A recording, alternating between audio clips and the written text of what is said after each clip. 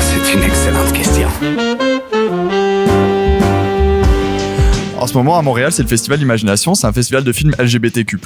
Et j'avais envie de demander aux gens, c'est quoi une bonne représentation de films LGBT et une mauvaise dans les films. Donc du coup, on va y demander, c'est parti. Voilà, je l'ai réussi là. Triste 137, mais c'est bon là. Qu'est-ce que c'est Imagination pour ceux qui ne connaîtraient pas? Imagination, c'est le festival de cinéma LGBT2S queer de Montréal.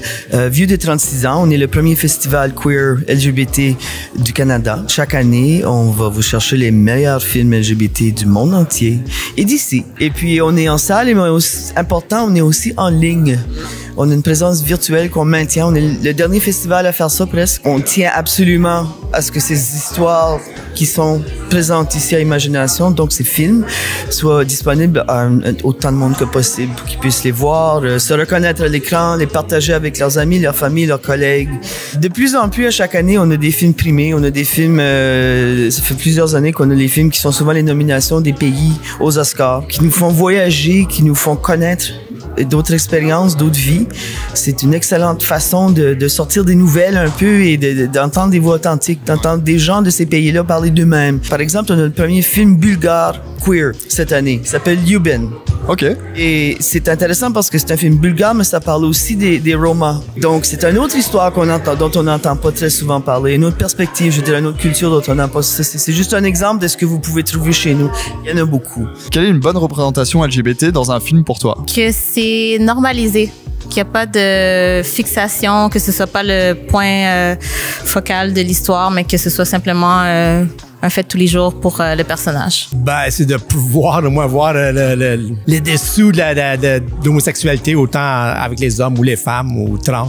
Mais ça n'a pas besoin d'être vraiment flagrant. Je pense pas que ça va être flagrant. Comme dans ce film-là, c'était vraiment pas flagrant. C'est tout caché dessous, mais on comprend très bien qu'est-ce qui se passe. Donc, je pense que c'est très important. Quand on n'en parle pas, c'est-à-dire que on est un personnage dans une histoire. Qu'est-ce qu'une mauvaise représentation LGBT dans un film pour vous? Quand tout le monde meurt. Puis c'est donc triste d'être LGBT. C'est un sujet assez récurrent dans les films LGBT, on va pas se le cacher. Mon Dieu, je sais qu'il y avait une période de moment qu'on voyait quasiment tous les films où il y avait des gays. Le gay était un voleur, le gay était un drogué, le gay, tu sais, des fois ça peut avoir une tendance que ça manie quand c'est juste ça qu'on voit même si c'est des représentations, c'est toujours des côtés sombres de la vie LGBT. C'est sûr que ça peut être un peu lourd à la longue, puis ça donne pas nécessairement une très bonne image de la communauté, très marginale et très délinquante et très, tu sais, il y en a dans la communauté, c'est certain, dans toutes les communautés en fait. C'est juste que si une communauté en soi est toujours représentée d'une certaine façon, ça donne pas une image globale de la communauté. C'est clair. On va pas dire que c'est 100%, comme vous dites en France, nickel pour les... Nickel chrome. Nickel. Moi, j'ai entendu nickel ultra. What? Non, c'est un belge, ça, c'est sûr. On veut faire partie du narratif universel aussi. Quand on a commencé il y a 36 ans, il y avait pas d'image. Je veux dire queer pour englober tout le monde, là. Oui, il y en avait, mais ils étaient extrêmement négatifs. T'sais, on était des meurtriers, des fous, des sorcières, bon. Et puis, tranquillement, on commençait à raconter nos propres histoires, où on est maintenant au point de, comme je viens de dire, au point d'avoir des films qui gagnent des prix à Berlinale, à Cannes, à Saint-Sébastien, dans les gros festivals. Et puis, des films qui représentent un pays entier. Pour moi, c'est important. Quand on choisit un film LGBT pour représenter la Suède, le film cette année, c'est Opponent. C'est important. Et comme on dit en anglais, this matters. Ça fait une différence. On représente un pays. Et on entend souvent dire qu'on voit trop de LGBT dans les films, dans les séries. Il y en a de plus en plus. Qu'est-ce que vous en pensez? Oh, je pense que c'est très bien. ça montre qu'on existe. Ouais, bon, j'aime ça à propos de voir trop de straight dans les films. Non, comme... C'est totalement ridicule. Je suis d'accord. Merci mon beau. Pourquoi il y a mes plans cul partout dans les festivals de films? Je t'ai vu rire. T'as aimé ma blague? Moi, je pense que c'est des gens qui sont un peu homophobes à quelque part, puis ils commencent à voir qu'on est représenté à un point tel que là, c'est comme ça les dérange, I guess, un peu. Les gays, on est plus out there aussi qu'on l'était il y a 30 ans. On est plus reconnus dans nos milieux de travail, dans nos milieux sociaux.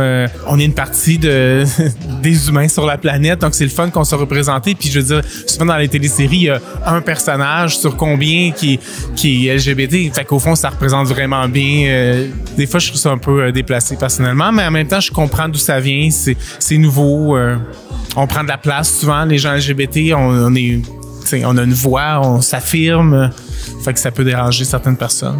100% d'accord avec Frigide. Moi, c'est drôle. Moi, j'ai remarqué qu'il y en avait. Donc, point. Les séries, surtout le câble est vraiment intéressant dans ce qu'il est en train de faire. Ben, ça a commencé au niveau des femmes. Les femmes ont commencé à produire leurs propres histoires. Et là-dedans, on intègre des narratifs beaucoup plus complexes parce que la vie, elle est plus complexe que ce que le mainstream peut nous présenter. Donc, oui, il y a des personnages queer, mais il y en a partout des personnages queer, des personnes queer dans toute la vie. Donc, trop, c'est une drôle de question.